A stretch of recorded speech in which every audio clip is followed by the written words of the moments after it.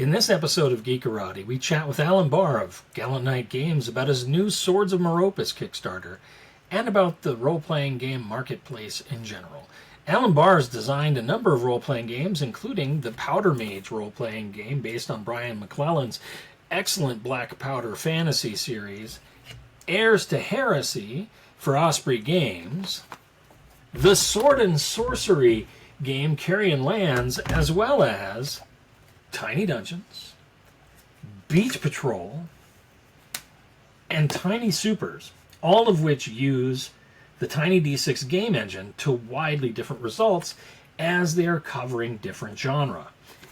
Our conversation is a wide-ranging discussion that covers not only his Kickstarter, but has commentary on changes in the role-playing game marketplace, as well as products that Gallant Knight Games has lined up for us in the future.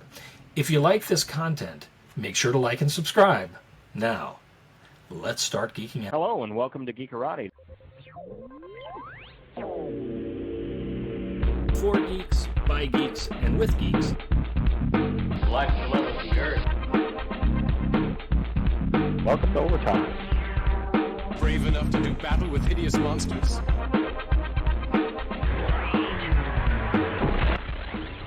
I am Sinistar.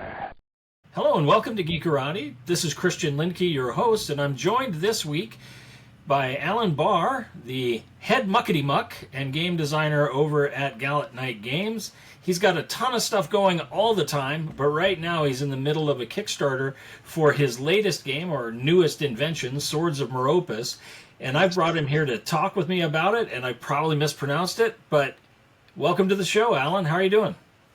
Great, thanks for having me, and you pronounce it the way I pronounce it, so as far as I'm concerned, we're good. Okay, great. Yeah. So, you've done a ton of game design, and I've got a couple of your games behind me. One that's a sword and sorcery game, one that I think is a top 5 superhero RPG for me, and you have a number of influences and have designed for a number of different systems, ranging from the Tiny D6 system behind me, D20 stuff inspired by the basic role play and Savage World. So you're just all over the place with your influences and designs, and looking behind you, we can of course see that. That's just a vanity bookshelf of RPGs over there. Right. That's all my actual reference books are downstairs. Right. Exactly. So can you tell us about Swords of Meropis? What is it? Yeah. So it is a project that is a collaboration between myself and Rick Hershey, the artist from Fat Goblin Games. And I had hired Rick to do some art for a different book, SEMA, which was kickstarted last year. And we had a lot of fun working together. I didn't have a good idea of what I wanted other than I knew the basics, and I kind of let him run with it. And we really enjoyed the collaborative iteration we developed. And I kind of proposed, hey, maybe we should do this a couple more times. And I was like, here's some rules I've been noodling on. And I'm like, I've kind of been going for a sword and sandal vibe. Be like, what if we did a Greek thing? And we spitballed, and I referenced the myth of Meropis, and he was like, what if we do this? And so we sort of just iterated, and it came at a good time because I just finished rewatching for, I don't know, the 1000th time, Jason and the Argonauts, the classic Harryhausen. And it's like, I could stand to write a sort of grittier take on that with a sword and sorcery, sword and sandal vibe, big giant monsters. So there we are.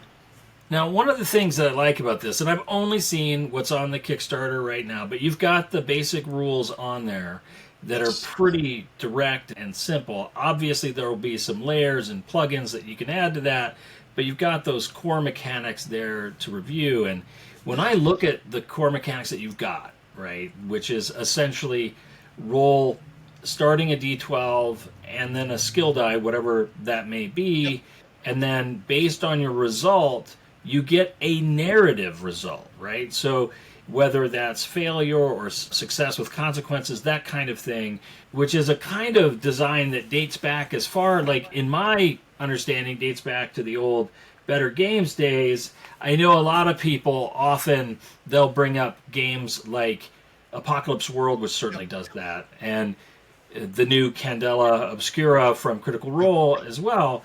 Could you talk about some of your influences here? Because there's more to what you're designing here than just that influence of storyteller games.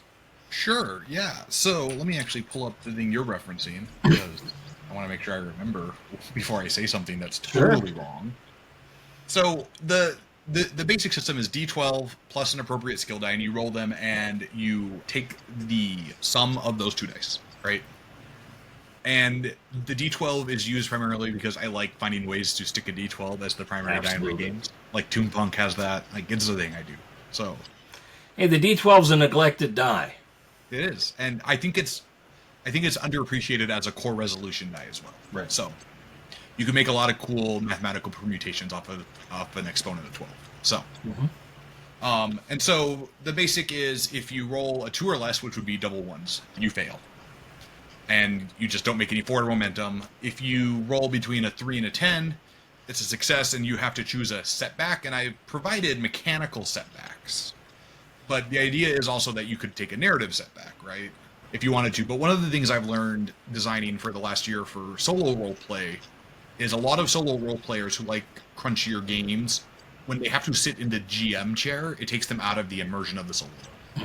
And so I try to provide kind of a breadth of that option. So you can pick a mechanical consequence, and I give you a couple of those. Or you can do a narrative one if you're comfortable.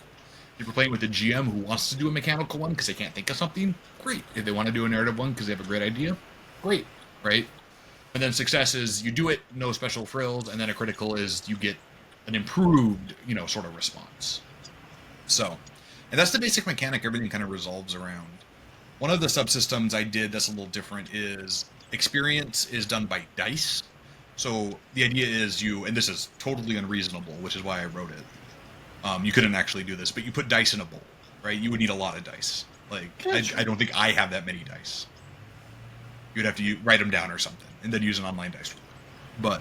Or maybe you have that many dice, in which case invite me It over. depends on how many XP we're handing out. I've got a lot of dice. Yeah, you get a lot.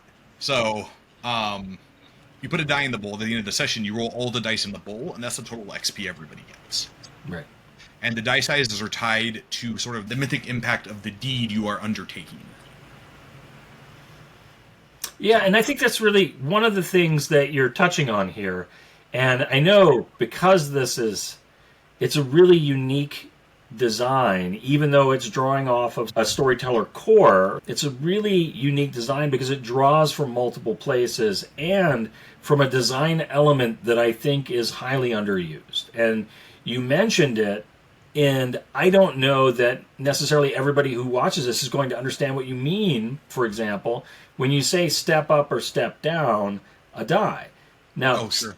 yeah, now step die mechanics, they're my absolute favorite mechanic of all time. I've loved them since Earth Dawn, Sure. and they were used in Alternity, and they're used in Savage Worlds, right? A game that I really like. And for those who don't know what a step die system is, could you touch on that a little bit? Sure. A step die system is a mechanical apparatus where something moves the physical size of the die up or down in terms of the counts. So D6 becomes D8 or becomes D4. That would be a step up or a step down. Right. And so mechanically, the game revolves around the idea of doing things to step up dice, either on future rolls or the step up the experience dice you get to put in the bowl, or step up the blood die, which is sort of the whenever combat starts, there's a blood die that starts at a D4 and it gets up. And the longer the combat goes, and that's how much XP the combat's worth at the end. So things like that. I like the focus, as I said, on storytelling and the use of multiple dice to track different things and the stepping up and stepping down. Now, you mentioned that watching Jason and the Argonauts was a major influence on this. But I've also mentioned potential games of inspiration, but that doesn't really say what your games of inspiration were. That's just me saying, hey, I know a lot of games. What were some of the games that directly influenced you and your game design here? For this game in particular? Yeah. Not to toot my own horn, but my own game Toonpunk would be a precursor in a lot of ways. The use of coin as an abstract resource, the use of the D12 as the core mechanic. Right. They're not that similar, so if you're expecting Toonpunk, you won't get it out of this. But there's a lot of parallels. Savage Worlds. I used to play a lot of Savage Worlds. I suppose I hadn't really thought about it until you mentioned it, but there is some similarities there. the skill die being stepped up and stepped down is similar to Savage Worlds. Earth Dawn does the same thing, like you said. And, you know, I actually never played Earth Dawn, but I've read it several times. And, you know, like I wrote this thing in like 2 days. I don't know if I sat down and thought about my influences as much as I just sort of, I set myself some goals. And this is the thing I do in a lot of my smaller games is I'll write an introduction or kind of an outro that indicates my thought process and goals as I was going. And there's one in this book as well.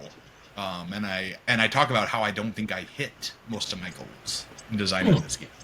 Not to say it's a bad game, but that I just didn't achieve the paradigms I set out to accomplish. So what were the paradigms that you set out to accomplish? I wanted to make something that provided a lot of options but wasn't too complex. And I definitely think this would... It's not complicated, but it is complex. There's a lot more moving parts than there looks like for a 144-page rule set. And I think definitely one of the more complex games I've designed in just terms of interfacing parts. I'm known for my minimalist design. But I do design a lot of crunchy stuff. I just don't release a lot of it. This is definitely one of those that's coming out. You mentioned Toonpunk being an influence, and Toonpunk is one of those interesting games for me in an era where every game, it seems, or every genre, it seems, is being rebranded as blank punk. Your game, Toonpunk, actually has what I would consider to be some punk element to it in the economic system, right? Sure. You've got this driving core of nihilism and despair underpinning everything, rooted in economics and rooted in the same kinds of things that inspire the DIY punk movement, that yours actually has that kind of desperation, anger, and feel at its baseline, even as you've got, and because I love the art in Toonpunk, even as your main kind of iconic character is this like super cheerful person in the game, but I think that fits too. In this game, I'm reading here and hearing from you that we're getting the inspiration from Greek mythology.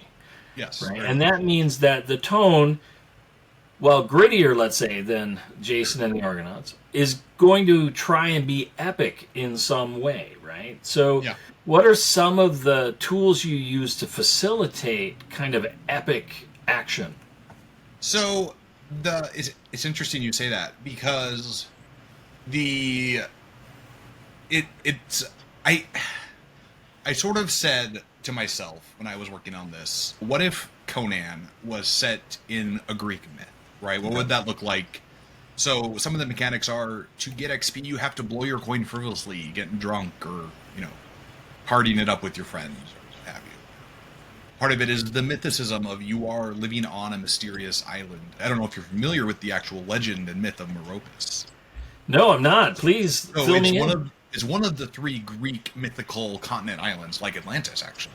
But it was written as a satire of Atlantis back in antiquity.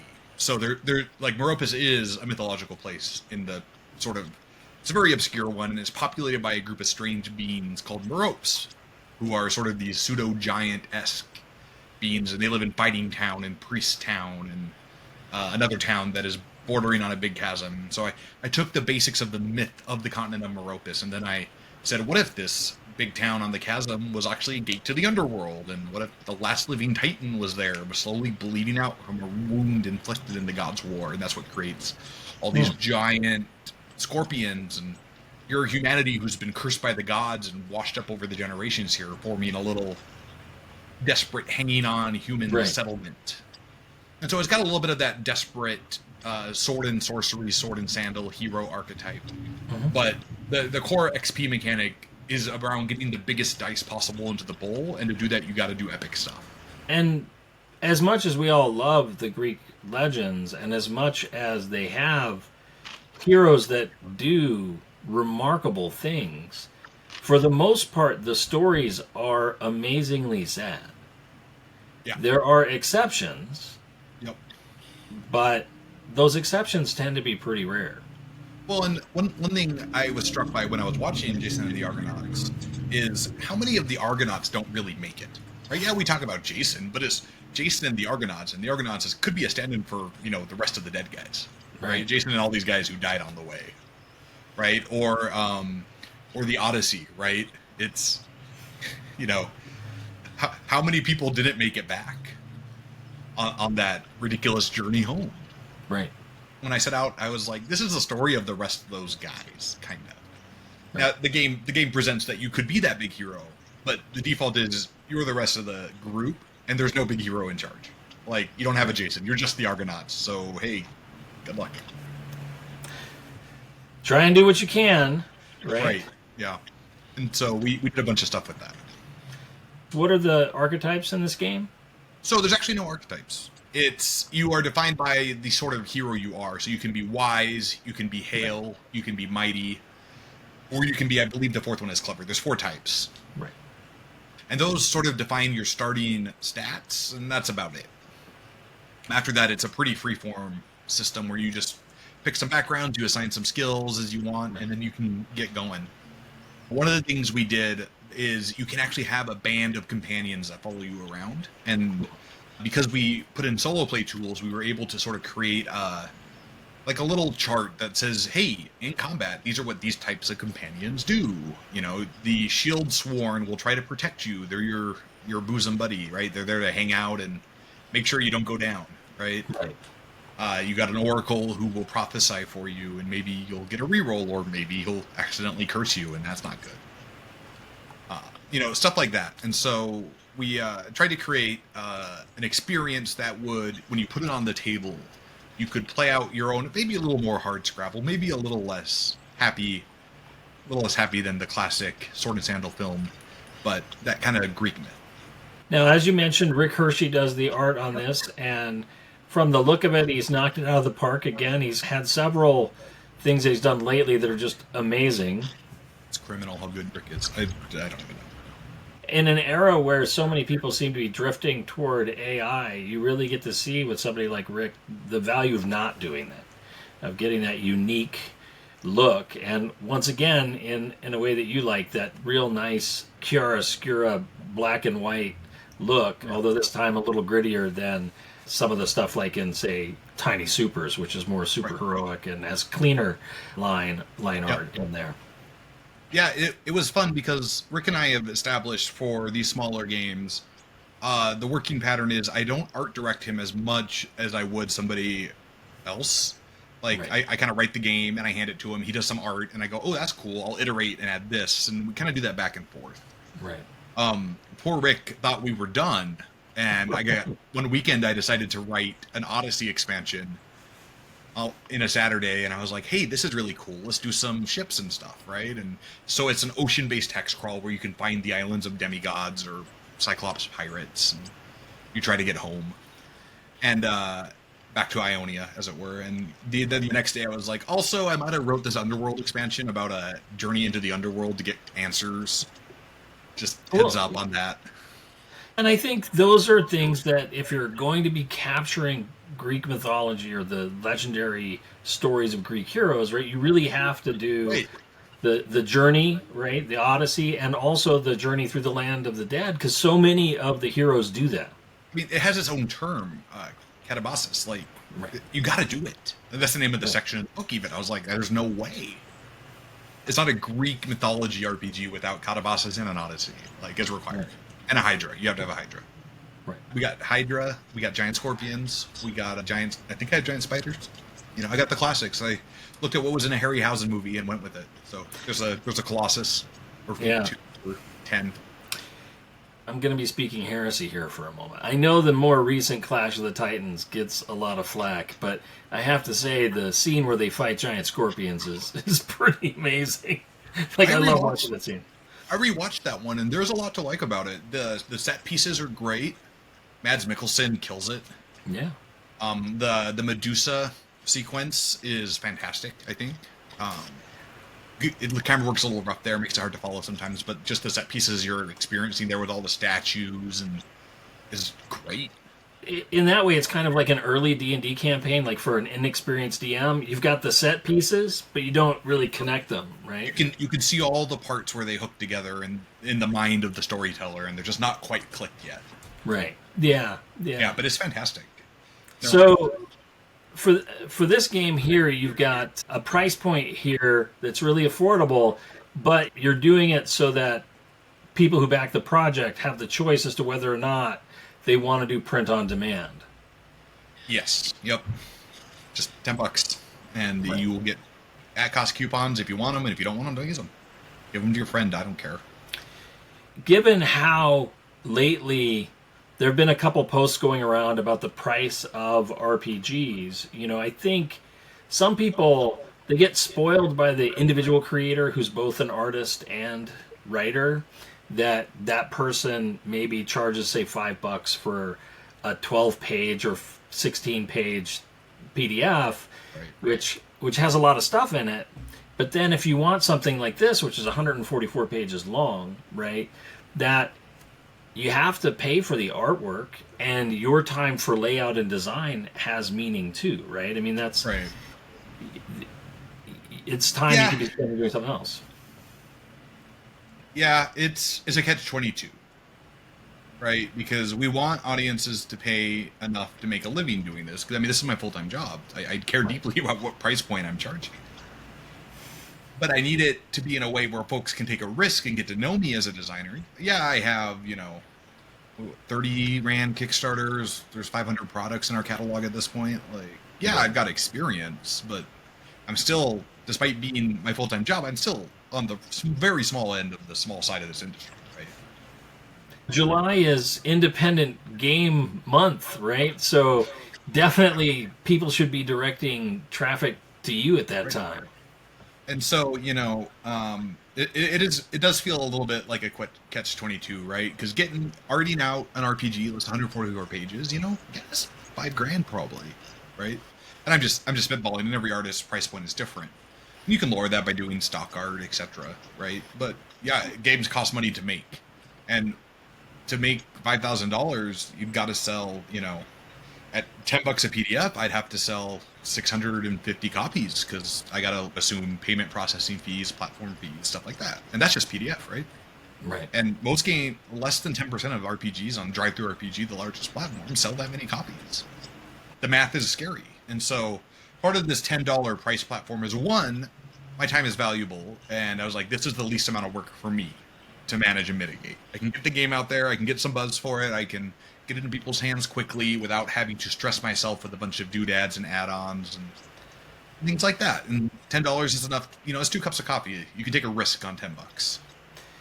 I think it's a reasonable price, and I think it's good that you're offering the print on demand for both a soft cover and a hard cover at whatever level the person wants to do, if they want to do that. Right. So they can have the PDF only if they're really big on that.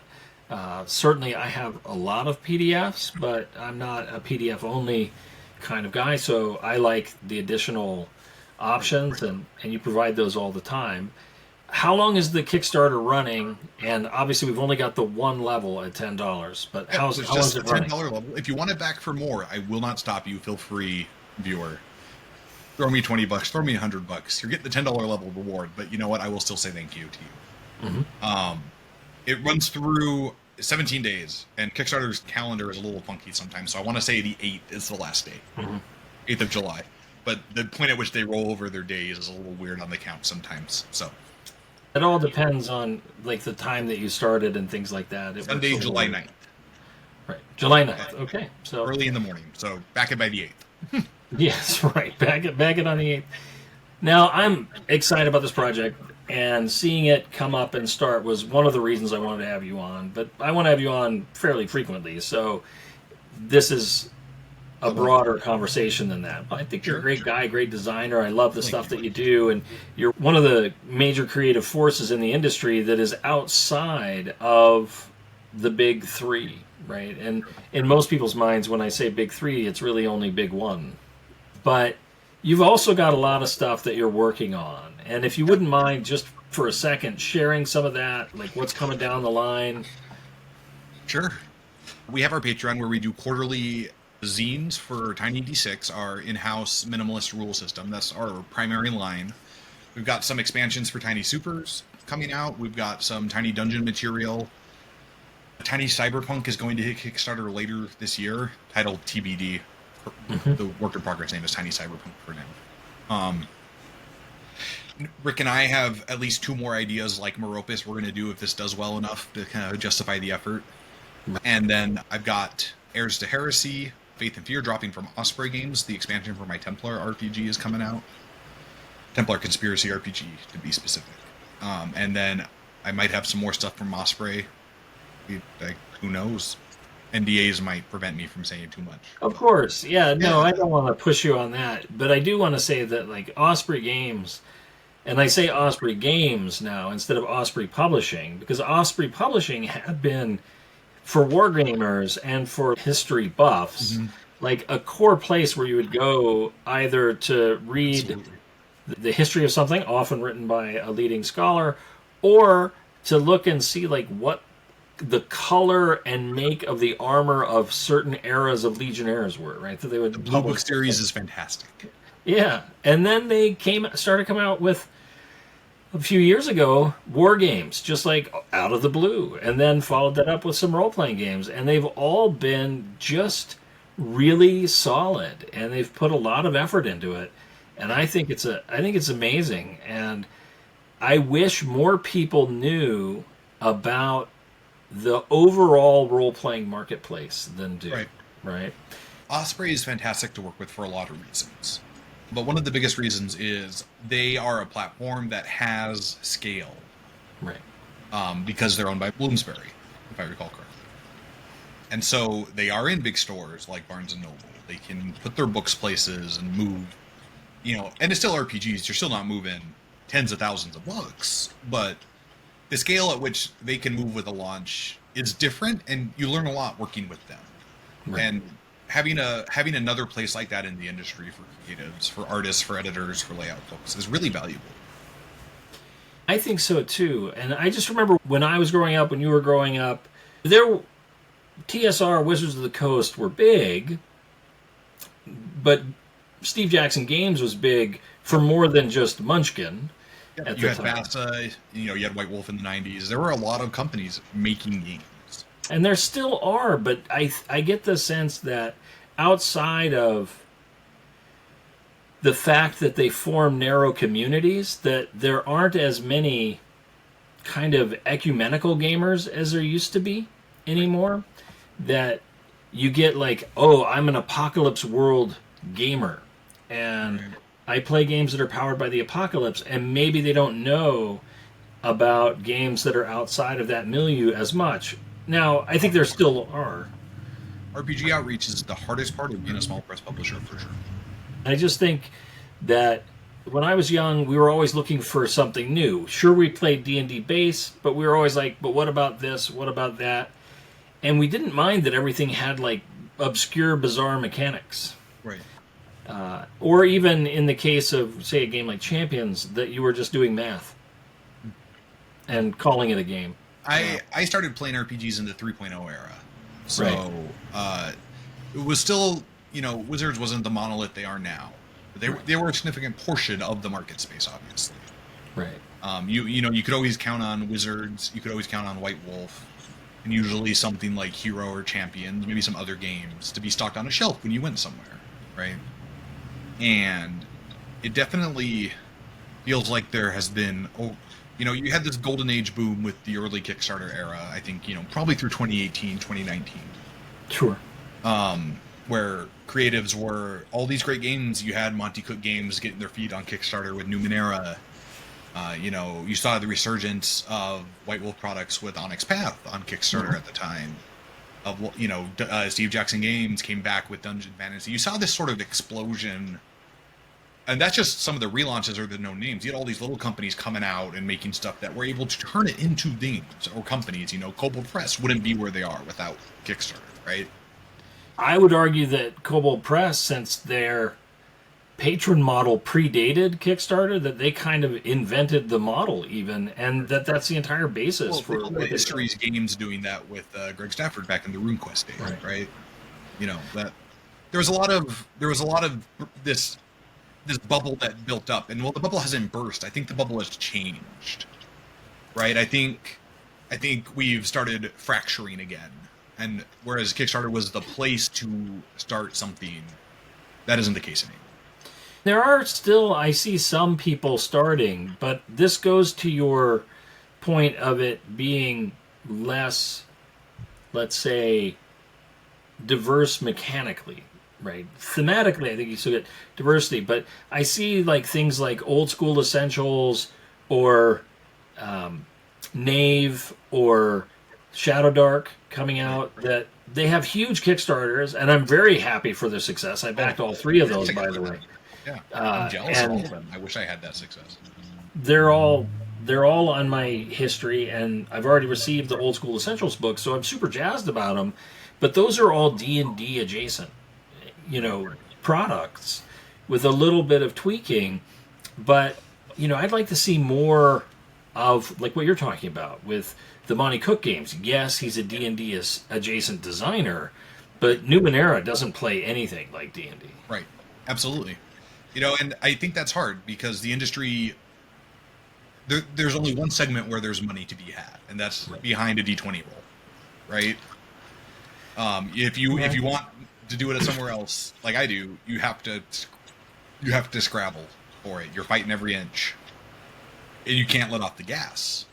No, which is one reason. Like I was like, we haven't ran a Kickstarter in 6 months. We got to get something on there because people are going to forget about us. So make it easy. You don't have to kill ourselves doing it, but yeah, we got to be there. We always have to be doing something to keep people's eyes kind of towards us. You've built a good community with your Tiny D6 stuff too. Yeah. So, you've got a good group of fans that do some really interesting design stuff. So you have a community there. Absolutely. But I think that's what it takes today. You have to have these little communities that really believe in mechanically what you're doing or stylistically what you're doing. That I think, and I'm not, like, this is not me bragging because it's definitely just too expensive for me to do this too much, but I don't think there are as many gamers who are like, oh, I'm just going to, like, sample from everything. Right. I think a part of that is it's harder to do today because sampling from everything is many more games to choose from. So, absolutely. I mentioned last week that there was or week before, that there was a time when I could legitimately say I owned every superhero role-playing game. Yeah, that ship has sailed. Yeah, no, I can't. That would be absurd. I have a lot of them. Right. Yeah, and it's my favorite. It's my favorite genre as far as what I've bought in number of different games. Right, for sure. Oh, me too. I love superhero games. But I'm always finding a new one on the market and going, oh, that's interesting, and picking it up, So I do understand it's a challenge. I'm not like trying to shame gamers for not doing this. No, you would go bankrupt trying to buy all the RPGs. Like that's anything absolutely. Anybody should try to do. Do not take financial advice from a man who has this kind of addiction sitting behind. No, don't. But it is. One rule of thumb I do is for every dollar I spend on a game that I would consider from a per tier company, which is kind of a nebulous concept, but yeah, like a Green Ronin or an Art Halsorian or a Paizo, right? I try to buy something from somebody who would definitely be on the smaller scale, a single creator, some PDFs. For every dollar I spend on a game, I try to get something different and make sure I'm spreading it around. Yeah, that's what I try and do too, because I just think you have to do that. And given the modern marketplace hasn't hit what happened after 3.0 came out, you had the D20 glut, which exploded, but then there was a lot of, I would say, bad design by some of the publishers, and that had some negative feedback, and maybe the market wasn't ready for everything to be D20 at that time, so it contracted a little bit. But I'm not seeing that with the 5e explosion yet. I'm not seeing the contraction. I am seeing maybe with Critical Role shifting away into Blades in the Dark, Apocalypse World, better games influence design for Candela Obscura, seeing maybe a turn away from that, but I think that we're still a little way away from that, and I think a lot of that was caused by Hasbro shooting itself in the foot earlier this year in the way that it marketed itself. That's That's as far as I'll say on that, because I'm not. They an should do it editor. again, guys. Hey, heads up. That was a great January, February for me financially, so feel free to do that every Right. 6 months. Like, goodbye me. I don't think any company has really mastered the transition from one edition to the next quite. And when it happens at a big company level, I think it's an even bigger effect because Right. we get very attached. I think it's right that we do to the brands and play that we have. Right. And Yeah, it's a battle. It's one I've had to think through a couple times. When's the right time? What's the right product? What is a new edition versus a revision versus an update? it's hard to do, and it's hard to do without alienating core group. I think some companies have done it. Savage Worlds Pinnacle's done a really good job, I think, of going from one edition to the next Sure. by keeping the same fan base and including them. But even Hero, who had done really well up through 5 editions, when they went from 5th to 6th edition, they got a lot of pushback, and it was really hard on the company. Right. And that was after they'd kind of hit a peak with the ability to sell their IP to a computer game. And that expanded their audience, but then now we're going to change things. And Yeah. even if it's a good game, which it is, it's a very good game, Hero 6th, it doesn't quite click. And Hero games are really complex for the modern gamer, too. Right. Yeah, So- it's interesting in the small press, somebody like me or even somebody like Green Ronin or Paizo, that there's more of a risk with making a jump to a new edition than somebody like a Wizards of the Coast, Right. Or even an Asmodee now, which has all these different revenue funnels where the game is, not the point of the revenue anymore, right? Kind of like Marvel, right? The comics are great, but the comics aren't what keep the doors open anymore. Right. Right? They're creative fodder for the money making it. Mhm. Right? And I would argue D&D is very close to that place, if not already there. The D&D movie probably made more in profit in 1 year than all of 5th edition combined. And movie profits are weird, so you do see the Right. news stories that talk about how it didn't make enough to turn a profit, and technically that's true, but having friends who work in the industry, having a wife who went to film school at USC, and having taken accounting classes related to the film Right. industry, the studio made a lot of money. And Hasbro probably was getting paid before other things, right? So Right. while the overall box office isn't enough to recoup all of the costs, a lot of those costs are internal, right? Gallant Knight Games had a distribution company called, we'll just call it Chevalier Distribution, Right. that ships your books, Sure. right? And you pay all this money to Chevalier Distribution, and it's a profitable company. And here you are at Gallant Knight Books. I'm obviously assuming you're huge at this point. Right. Are saying no, I never make any money. All of my expenses go to Alan Bahr marketing and Right. Chevalier distribution.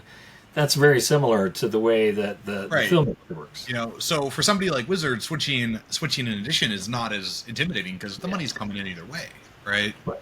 Between movies and TV shows and merch. Whereas somebody like, Paizo going from 1E Pathfinder, a game that had been out for a decade and change, to 2E has got to be foundation shaking. Like I would feel very sick to my stomach on launch day for that, probably. Yeah. Well, and it took them a while to catch on too, because they got a lot of pushback, and Right. they had solid design, but I think they were probably Great struggling for some time. Yeah, it definitely. I'm a big proponent for Pathfinder 2. I think it's a fantastic example of iterative game design. Right. I think it's a fantastic example of understanding what your audience likes, even if it's not what they say they want. Right. Right. And so yeah, I'm glad to see it's sort of come into its own a little bit later, at least. But yeah, I would imagine there were some tense feelings and conversations right around launch. I would certainly be feeling that way. I feel that way every time I click launch on anything at this point. But you know, it's hard.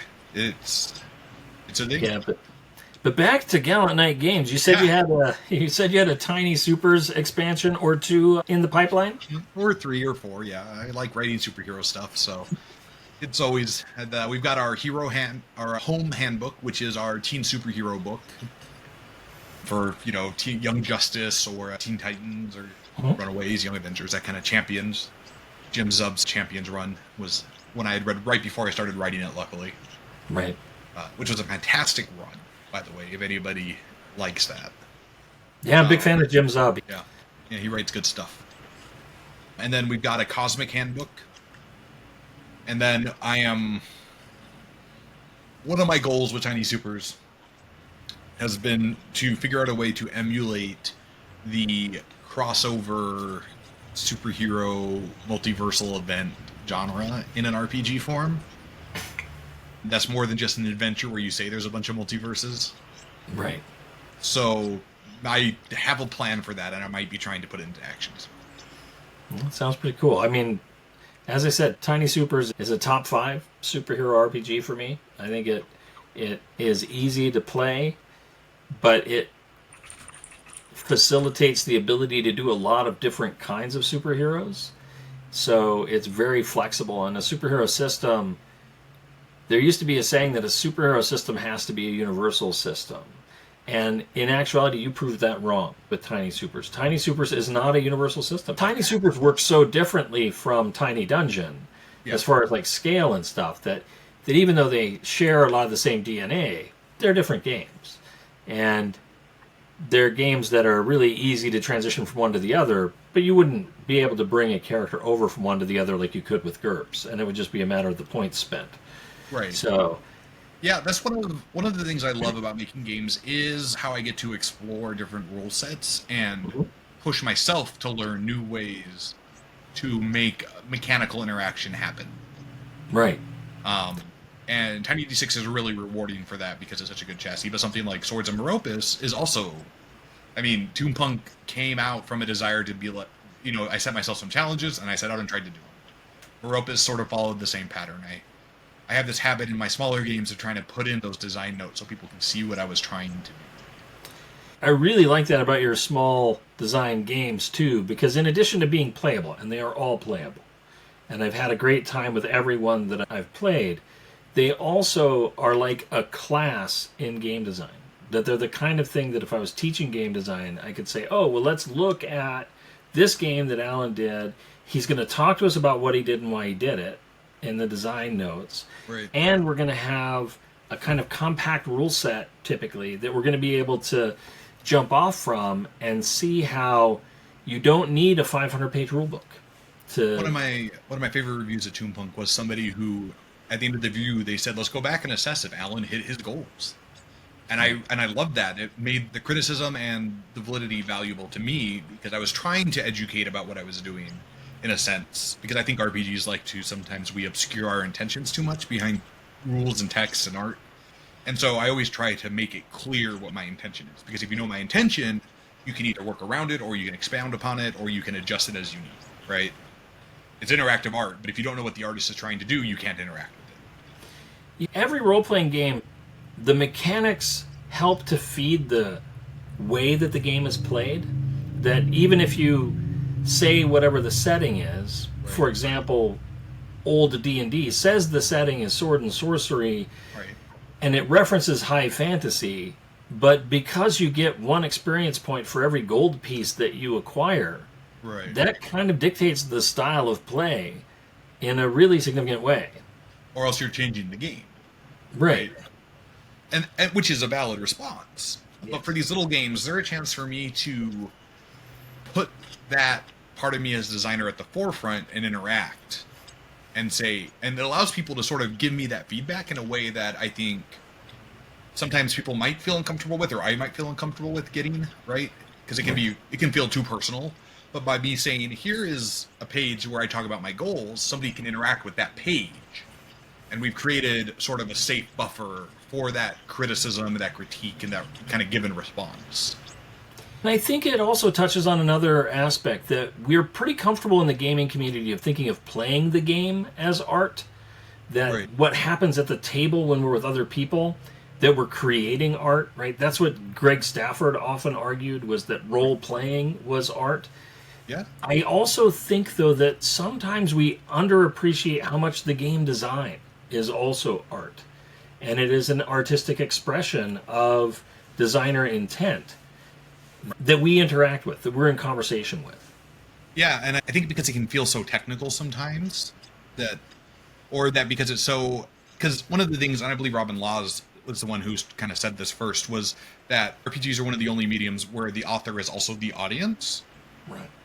Right? Which is very true, but they're also the author after somebody else has already given them an outline that they've authored, right? They're sort of a secondary author.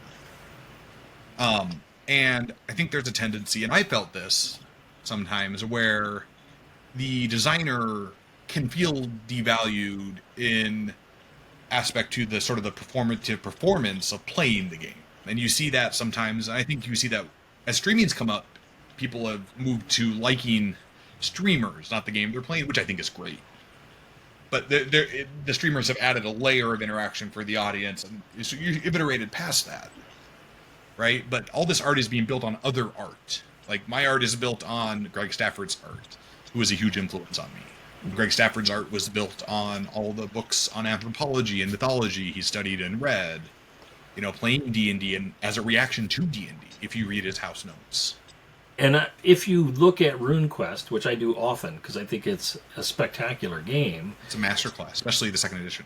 Not only does he have his own really detailed mythology, which is meaningful on one level because that marked a new point in game design, but the game itself is one of the best, and this goes back to your game now, one of the best games to use for that kind of Greek mythology, Homeric epic. And the way that it's set up is Bronze Age storytelling, and of course, Glorantha is a Bronze Age world. It's just its own Bronze Age world. And that lets it be free to have more player agency, because you don't then run into the who's Hercules problem. And you're avoiding that too by having all of the player characters. In this case, they're the Argonauts and not Jason. Exactly. And this conversation has ranged quite widely from where we started, I think, which is good. But for me, Meropis is weird and complicated on an internal level as an artist, because when I was a kid, I grew up in North Dakota. My family was not well off, so we didn't have cable, right? The only movies we watched, whatever we got from the $1 5-night, local movie store. I don't think we even had a Blockbuster in town. It was North Dakota. And so we usually watched old movies, Westerns, whatever, because new releases were never on the $1 for 5 nights, right? But Grandma, who lived 3 hours away, had cable, and she had Turner Classic Movies, which is where I first saw Jason and the Argonauts, and where I saw a lot of the classic Italian sword and sandal. I saw a lot of those, a golden age of Hollywood style movies, Casablanca, things that have been a big influence on me. And so, in a sense, Meropis is sort of me making a game that I would have made if I knew everything I knew now when I was 8 or 9, to see those movies for the first time, because I just thought the Colossus was so cool. Watching it in, grainy, I don't even know if it was 360 resolution, on cable at Grandma's house. Right. And so, in a weird way, Meropis feels more cyclical to me in my personal mythology than a lot of my games do. Sure. I've sort of arrived at a juncture point. And that sounds maudlin, and I don't mean it that way. But, I've sort of been like, I've kind of come a little bit full circle to... I feel like I lost what made me love gaming for a bit. because when I was a kid, I would just play. I didn't care if it made sense. I didn't care if there was a reason. Like, now there's a robot in the dungeon. We're cool with it. This trap drops an owlbear on you. That makes sense. Why not? And Hey, the best adventure I ever played in as a kid, and maybe still, as far as like my fondest memories of best adventure ever, was when my friend decided to make a dungeon based on his He-Man and the Masters Universe toy collection. as one And- should, absolutely. Yeah, and the thing is it took me like 4 sessions to figure out that's what was going on. I just was like, wow, you're like super creative with like these things. They're not in the D&D books at all. No, they're not in the D&D books because they're sitting right on the shelf behind him. Right? I was like, oh, we're playing He-Man and the Masters Universe. Was it and I'm Triclops having- that gave it away? Huh? Was it Triclops that gave it away? It was actually when we faced Skeletor, and I was like, oh, wait a minute. That's gross. Skeletor. That's delightful. But yeah, Oh. you know, I feel like as I started to take myself a little too seriously as a gamer, maybe. But I think that's something we all do. I think that's the trajectory of all DMs, especially, but even players. You sort of lose a little bit of that playing with abandon or childlike wonder. Right. You know, I say childlike, but you know, depending what age you were. And so for me, Meropis is sort of, I've come back to that a little bit. Okay, here are the rules. Just go have fun. If you want to fight a giant scorpion and, you know, kick a demigod between the legs, you know, do your thing. Right? Like, that's what we're it's doing about. here. Yeah, I mean, that's what it's about. And I just think I'm really excited about this game. So the moment I saw it, I was like, oh man, I gotta talk with Alan, as I said. You know, Yeah, this no, is... I love this game and I love talking about it. And you were the first one to reach out. I mean, we launched today. I just woke up this morning and was like, I'll click launch. So, pro marketing, folks. Don't be like me. Right. Thanks for being with me, and I'll have you back on again soon. Whenever you want, no problem. See you later. Thanks for watching this episode of Geekarati. The Geekarati channel covers a wide variety of topics, ranging from film and television to tabletop gaming. If you can geek out about a subject, I guarantee you at some point we will. If you like the content, please make sure to like, share, and subscribe so that we can continue to make more video content like this. And remember to keep geeking out about all of those things that you love. Shall we play a game? This geek of technology. He's a Highlander, by God. Strange game. The only winning move is not to play.